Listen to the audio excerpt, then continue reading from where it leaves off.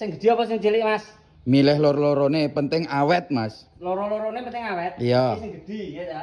Rak piring sing gede. Nah, ada lauk-pauke dan melating istimewa. Iki enek ada kompor karo ada Magicom. Oh iya iya iya. Wis enek single mode. Nah, single mode gak ada gelas, gak ada piring-piring ya ta.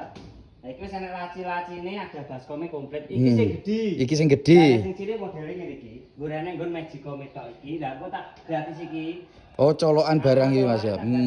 Enak lemari ini, rak piringnya ya wis mati. Oh, njikok piringnya nisor, tengah njikok sego, dhuwur nggih lawuh ya. Lawuh ning kene. Istimewa gek bahane apa ngene iki Mas? Bahane aluminium kaca, Mas. Aluminium kaca. Nek sing cilik ngene iki regane piro? Nek sing cilik 2 juta, nek sing gedhi 2.500.000. Nah, 2.500.000 sing gedhi iki. Gek ngene iki umpama ngeterne ning Cilacap kono, wis gratis ongkir apa ora? Cilacap Jawa Tengah ngono to. Iya. Gratis Mas ongkire. Lah iki gak ning Cilacap tok. Pokoknya seluruh Jawa Tengah, Jawa Timur wis gratis ongkire bayare COD. Masih tuku siji Mas ya? Masih tuku siji. Oh, lah iki umpama dulur-dulur arep pesen.